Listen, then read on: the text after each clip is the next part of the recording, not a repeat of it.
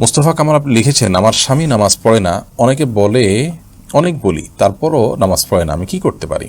আপনার স্বামী যদি নামাজ না পড়ে তাহলে সেক্ষেত্রে আপনি তাকে বোঝাবেন। আপনি স্ত্রী হিসাবে স্বামীর কাছ থেকে আদায় করতে পারবেন না এমন জিনিস খুব কম আছে। যদি স্বামী মোটামুটি কোনো আপনার মিডিয়াম ক্লাসের ভালো মানুষ হয়, আর যদি আপনার বোঝানোতে না হয় তাহলে অন্য কাউকে দিয়ে বোঝাবেন। আপনি আবদার করবেন, সর্বোচ্চ আবদার করবেন, সর্বোচ্চ চেষ্টা করবেন, আল্লাহর কাছে দোয়া করবেন। এরপরও যদি না করেন তাহলে আপনার দায় থাকবে না, আল্লাহর কাছে সেই দায়ী থাকবে এবং আপনি আপনার চেষ্টার জন্য সওয়াব পাবেন। শামীম হাবিব আপনি লিখেছেন, ভোট দেওয়ার অঙ্গীকার করে মসজিদের রাজনৈতিক নেতাদের টাকা নেওয়া যাবে কিনা? মসজিদ এটা আপনার ভোট চাওয়ার জায়গা নয়। এখানে যদি কেউ ভোট চাইতে আসেন তাকে ভোট চাইতে সুযোগ দিয়ে তার বিনিময়ে মসজিদের ডোনেশন নেওয়া এটা আসলে জায়েজ নয়।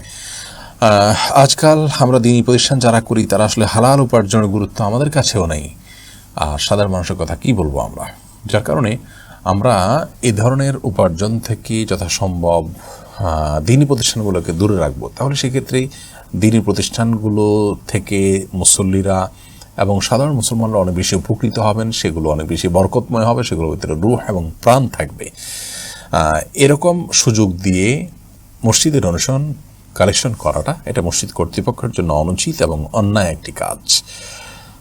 কেউ মসজিদ দান করতে চাইছেন তার পক্ষ থেকে, সেটি ভিন্ন বিষয়, কিন্তু এখানে ভোট চাওয়ার সুযোগ দিয়ে তাকে আপনি দান করছেন, তাহলে আরেকজন যে মার্কেটিং করবেন তার মার্কেটিং করে তারপর দান করবেন, আপনি সেটাকে অনুমতি দিবেন? অবশ্যই দিবেন না।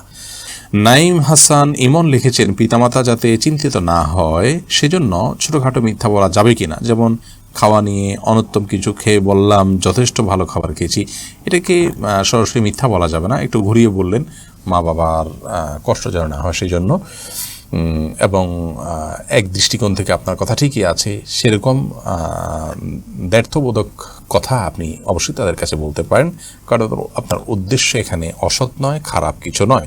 আল্লাহ তাআলা দেখবেন বান্দার উদ্দেশ্য কি সেটি।